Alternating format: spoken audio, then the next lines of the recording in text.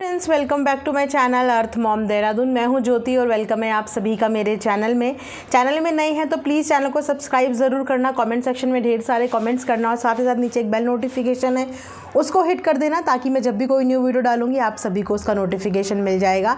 मेरे पास जस्ट एक कमेंट आया जिस कमेंट के ज़रिए मुझे ये पता चला कि एक नई कंट्रोवर्सी की शुरुआत हो गई है।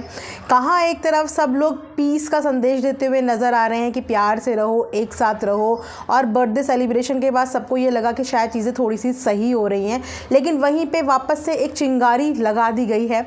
जब मैंने अपने कमेंट सेक्शन में कमेंट पढ़ा तो मैं देखने के लिए गई कि व्लॉग में आखिर ऐसा हुआ क्या कि जिसकी वजह से ऐसा सीन बोला जा रहा है। सो व्लॉग के अंदर 6 मिनट 14 सेकंड के आसपास में पीछे बैकग्राउंड में एक आवाज़ आ रही है। वो आवाज़ है निक्कू की, जिसमें निक्कू रवीना को आवाज़ मार रही है। एक बार निक्कू ने रवीना को आवाज़ मारी है, दूसरी बारी में वो यह बोल रही है कि रवीना एक टाइम पे एक ही काम किया करो। बस फिर क्या था, जैसे कि आप जानते ही हैं कि कुछ 4-5 लोग हैं जिनकी निक्की से कोई पर्सनल दुश्मनी भी नहीं है, कोई पर्सनल बातचीत भी नहीं, लेकिन फिर भी उसकी हर एक एक्टिविटी को इतना नोटिस करते हैं जितना आई थिंक घर में कोई सास भी अपनी बहू की नहीं करती होगी। उन्हें तो हर चीज़ का ख्याल रहता है, अब उसने क्या बोला, अब वो कैसे चली, अब वो कैसे बैठी। बोलना ये पड़ेगा कि जिसने ये व्लॉग डाला उसको इस व्लॉग का वो पार्ट एडिट करना चाहिए था। अब क्योंकि ये व्लॉग डाला जिसने है उसके बिहाफ में बोलने के लिए बहुत सारे लोग सपोर्ट करेंगे, अरे मिस हो गया होगा। सेम चीज़, एक सेम छोटी सी क्लिप जहाँ पे पैर छूते हुए सासू माँ के दिखाया जा रहा था, और वो बहुत अच्छी वीडियो थी, कुछ गलत क्लिप नहीं थी, पैर छूते हुए दिखाया जा रहा था। उसका अगले दिन ही पूरा बवाल मचा दिया गया, जिसमें दुकानें चमका रहे हैं, कॉपी कर रहे हैं, मेरे नाम से दुकानें चलती हैं, इससे लेकर पूरा एक कंट्रोवर्शियल वीडियो बना दिया गया। और अब निक्की के बारे में ऐसी बैकग्राउंड में आवाज़ के बाद जो कमेंट सेक्शन में भर भर के इनके कमेंट आ रहे हैं, अब अक्सर ये क्या बोलती हैं कि रिएक्शन चैनल वाले किसी एक ही नेगेटिव कमेंट को पकड़ते हैं, उसके अलावा ऊपर नीचे देखते ही नहीं। तो जिस एक नेगेटिव कमेंट की बात कर रही हैं उस पर 75 थम्स अप है, और ये सिर्फ एक ही कमेंट नहीं है। इनफैक्ट आज के व्लॉग में जहां इनके बेटे से रिगार्डिंग सब उसको विशेस दे रहे हैं, उसके अलावा अगेन एक मुद्दा बन चुका है कि निक्कू कितनी रूड है, कितनी चीप है, कितनी घमंडी है, कितनी लो माइंडेड है। मतलब इतनी गलत गलत बातें, एक पूरा कमेंट है जिसमें 75 थम्स अप हैं और नीचे से रिप्लाईज भी हैं जहाँ पे उसको क्या नहीं बोला जा रहा है।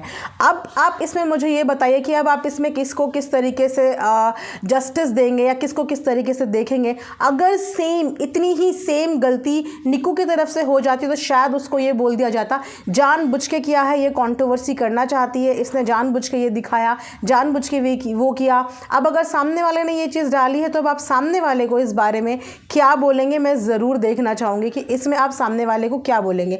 मैं जानती हूँ जो कुछ 4-5 लोग हैं वो यही कहेंगे कि गलती से हो गया, तो ठीक है, मैंने जैसे कि बोला अगर कोई चीज़ गलती से भी हो गई, हम नहीं बोल रहे हैं कि कोई चीज़ इंटेंशनली हुई होगी, अनइंटेंशनली गलती से हो गई होगी, तो कमेंट सेक्शन में एक कमेंट पिन करके उसका जस्टिफिकेशन भी तो देना था, उसके बारे में कुछ बोलना भी तो था। लेकिन फिर से कमेंट सेक्शन वापस से निक्की के लिए गालियों से भर गया है। हालांकि पिछले 2 दिन से निक्की का कोई भी वीडियो, कोई भी व्लॉग नहीं आ रहा है। हमें नहीं पता कि वो किस हाल में है, हमें नहीं पता वो ठीक भी है, ठीक नहीं भी है। आखिर क्या हुआ है कि जो लड़की दिन में 2-2 व्लॉग डालती थी, 1-1 2-2 शॉर्ट्स डालती थी, वो पिछले 2 दिन से कोई भी व्लॉग नहीं डाल रही है। क्या उसकी मेडिकल कंडीशन ठीक है, या आखिर में ऐसा क्या चल रहा है उसके साथ कि उसने 2 दिन से वीडियो नहीं डाली है। लेकिन उसने कोई वीडियो नहीं डाली, लेकिन उसके बाद भी उसको गालियां भर भर के कमेंट सेक्शन में फिर से मिलने लग गई हैं। अब अगर इस बात पे रिएक्शंस नहीं दिए जाएंगे और इस बात पे अगर आप ये बोलोगे कि आ गए, इनफैक्ट मैं एक कमेंट ये भी देख रही थी कि अब इस बात का निक्की मुद्दा बना देगी और इस बात को लेके आ जाएगी लेक्चर देने के लिए। अरे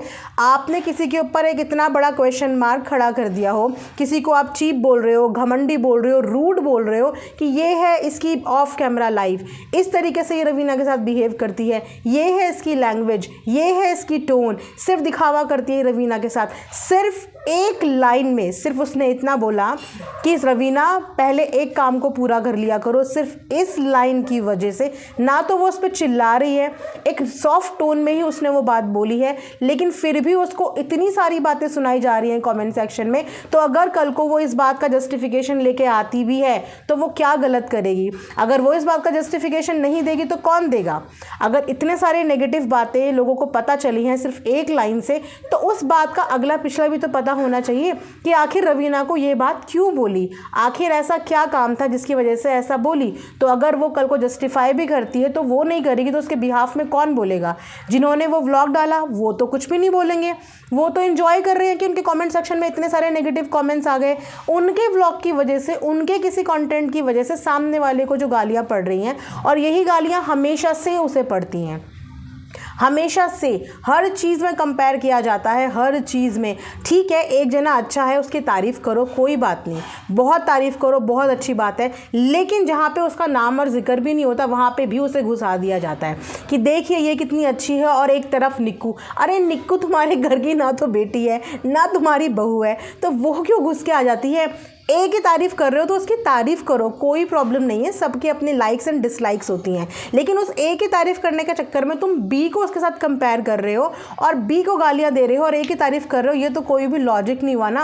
और अब जो व्लॉग में पीछे से बैकग्राउंड डाल दिया गया, अब इस बात का मुझे प्लीज़ कॉमेंट सेक्शन में आप लोग भी बताइए, क्योंकि मेरे पास भी ये कॉमेंट आया है और उनके तो पूरे कॉमेंट सेक्शन में आज का उन्हें बहुत अच्छा मुद्दा मिल गया, मतलब उनके व्यूअर्स को आज बहुत अच्छा मुद्दा मिल गया, क्योंकि 2-3 दिन से 4-5 दिन से वो निक्कू के लिए कुछ गालियाँ नहीं दे पा रहे थे, उसको कोस नहीं पा रहे थे, क्योंकि उसने बहुत अच्छी बातें अपनी लाइफ में बोली, दोनों के भले के लिए बोली, अपनी जेठानी का भी सपोर्ट किया, अपना भी सपोर्ट किया, फैमिली के लिए बहुत अच्छा साइड लिया, है ना। उसने तो बहुत अच्छा मैसेज दिया, पिछले 1-2 हफ्ते से बहुत अच्छी वीडियोस चल रही हैं, तो कुछ नहीं मिल रहा है कि कैसे निक्कू के लिए कुछ गलत बोलें, कैसे उसको गलत दिखा दें। अगर ऑफ कैमरा ही लाइफ की बात करें तो क्या ऑफ कैमरा लाइफ में आप कभी किसी को डांटते नहीं हो? कभी किसी से ऊंची टोन में बात नहीं करते हो? क्या कभी अपने बच्चे को नहीं डांटते हो? क्या दिन के 24 के 24 घंटे आप अपने बच्चों को सिर्फ प्यार करते हो, या दिन के 24 के 24 घंटे आप लोग सिर्फ एक सॉफ्ट टोन में ही रहते हो? हर इंसान के मूड चेंज होते हैं, कभी उसका मूड अच्छा होता है, कभी बुरा होता है, कभी धीरे बोलता है, कभी तेज बोलता है, ये आप भी करते होंगे, ये हम भी करते हैं, और हर किसी की लाइफ बैक कैमरा ऐसी होती है। लेकिन वो रवीना पे चिल्लाई नहीं थी, उसने रवीना को सिर्फ ये बोला था कि रवीना एक समय पे एक काम किया करो। हो सकता है कि रवीना उस समय पे उनका कोई काम कर रही हो और फिर उसके पास वो कैमरा दे दिया हो, तो तब उसने बोला होगा कि पहले एक काम को पूरा कर लिया करो फिर दूसरा काम किया करो। हो सकता है किसी भी कॉन्टेक्स्ट में बोला हो, लेकिन ना तो वो रूड साउंड कर रही थी, ना तो वो वहाँ पे चीप लग रही थी, ना तो वहाँ पे घमंडी लग रही थी। हो सकता है कि इससे बुरी टोन में और इससे बुरे तरीके से घर के और सदस्य भी बात करते हों। अब बात ये है ना कि किसी की चुपके से पीछे की वॉइस ऑडियो यहाँ पे लगा दी और दूसरों की कभी कुछ आई नहीं, सिर्फ उतना आया जितना कंटेंट में दिखाया है। अब कंटेंट में मैं भी वीडियो बनाऊंगी तो मैं भी वो वाला नेचर थोड़ी दिखाऊंगी जो मैं बैक कैमरा एक कैजुअल नेचर के साथ रहती हूँ। हम जब वीडियो बनाते हैं तो हम मेक श्योर होते हैं कि इस वीडियो को देखने वाले बच्चे भी हैं, बड़े भी हैं, बुजुर्ग भी हैं, तो हमें अपना लय, अपना बात तोल मोल के बोलनी है, क्योंकि हमें देखने वाली मिलियंस की जनता है। हमारा कोई भी बिहेवियर किसी की भी मन को आहत नहीं पहुँचाना चाहिए। अब रियल लाइफ में नॉर्मल घर में हम कैजुअल भी रहते हैं, तू तड़ाक से भी बात करते हैं, कभी नाराज़ भी हो जाते हैं, कभी गुस्सा भी हो जाते हैं। एक जैसा स्थिर बुद्धि का यहाँ पे कौन है, मुझे ये बताइए।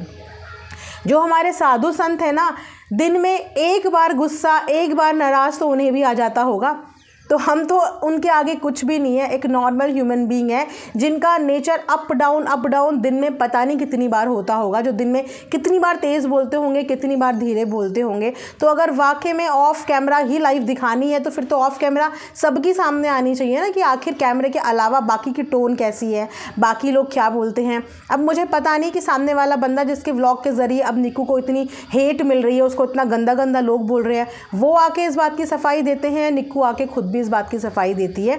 लेकिन अगर निक्कू अपने लिए स्टैंड नहीं लेगी तो मुझे लगता नहीं कि उसके अलावा कोई और है जो आके जस्टिफाई करेगा। निक्कू और सुमित के अंदर फिर भी ये अच्छाई है कि अगर कोई गलतफहमी होती है, कोई नेगेटिव कमेंट आता है, तो वो कभी भी किसी को ब्लेम नहीं करते। वो पर्टिकुलर उसी कमेंट को, उसी इंसान को लेके, उसी बात को लेके क्लियर ज़रूर करते हैं। कोई भी बात अधूरी नहीं छोड़ते ताकि किसी भी ऑडियंस के माइंड में किसी भी तरीके का कोई भी कन्फ्यूज़न क्रिएट हो। वो उस पूरे सिनेरियो को, उसका अगला, उसका पिछला आके के बताते हैं। अब अगर लोग उसको लेक्चर कहते हैं या ये कहते हैं कि वो जस्टिफाई कर रहे हैं, तो समटाइम्स जस्टिफिकेशन ज़रूरी होता है। अब जैसे कि एक लाइन देख के बहुत सारे लोगों ने बहुत तरीके से जज कर लिया बिना ये जाने हुए कि उस लाइन के आगे क्या बात हुई थी या पीछे क्या बात हुई थी। अब ये बात तो तभी पता चलेगी ना जब निक्कू आके बताएगी या जिनके व्लॉग में यह आ गया वो बताएंगे, बट नहीं, मुझे लगता नहीं कि वो क्लियर करेंगे या वो इस चीज़ में एक कमेंट का भी उन्होंने रिप्लाई नहीं किया जहाँ पे उन्होंने इस बात को जस्टिफाई किया हो। एक नहीं, बहुत सारे कमेंट आए हैं। अब सोचिए कि मेरी वीडियो में अगर कमेंट आ गए हैं तो जिन्होंने ये व्लॉग डाला उनकी वीडियो में इससे रिलेटेड कितने कमेंट्स आए हैं। जैसे कि मैंने बताया 75 थम्स अप है, बहुत सारे कमेंट्स हैं। किसी एक का तो रिप्लाई करते ताकि हम भी अपनी वीडियो में बोलते कि हाँ, निक्कू के लिए स्टैंड लिया, निक्कू के जो गलती से वीडियो आ गई थी, जो ऑडियो आ गई थी, उस पर स्टैंड लिया और जेठानी ने बहुत अच्छा जवाब दिया ताकि किसी भी तरीके की ऑडियंस को कन्फ्यूज़न ना हो, हमें भी बोलने के लिए कुछ कंटेंट मिल जाता और अच्छा कंटेंट मिल जाता।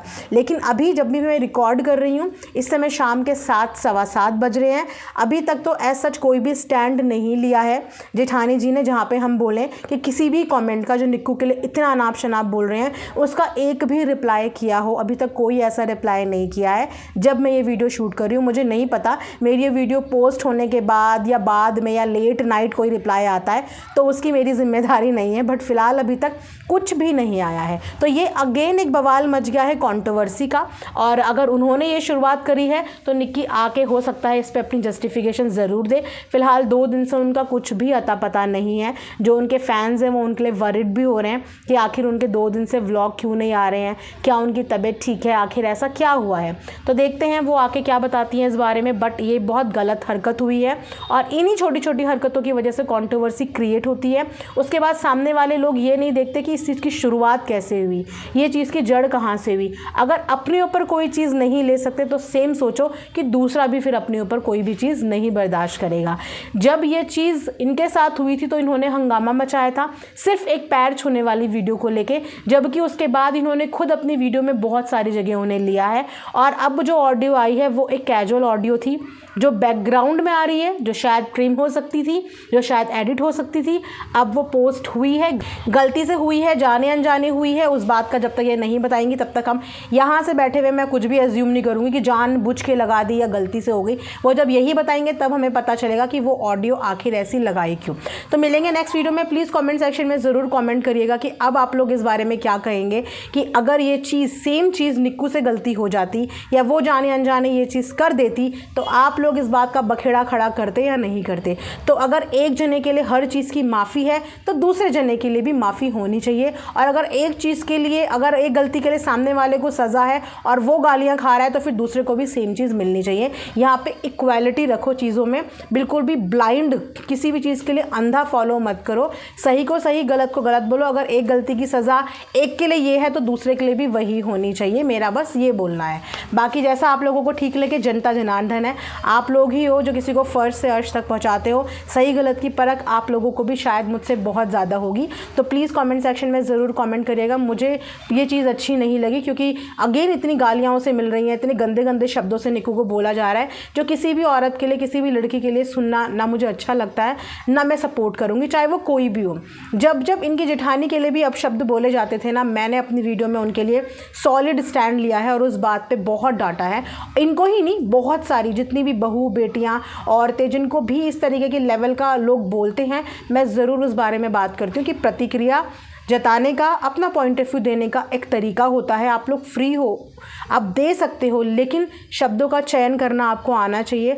आपकी किसी भी पर्टिकुलर चीज़ में सामने वाले के लिए नफ़रत नहीं दिखनी चाहिए क्योंकि सामने वाले ने आपका कभी कुछ नहीं बिगाड़ा है। वो एक वीडियो बनाता है और उस वीडियो के ज़रिए आप एंटरटेन होते हो या आप नाराज़ होते हो, अच्छा लगता है, बुरा लगता है, लेकिन वो आपका कुछ भी नहीं बिगाड़ रहा है, उसने आपका कभी भी कोई नुकसान नहीं किया। तो आपको भी ऐसी कोई भाषा का प्रयोग नहीं करना चाहिए जो सामने वाले का नुकसान करे। तो ये था मेरा आज का एक video. Thanks for watching earth Mom Dehradun.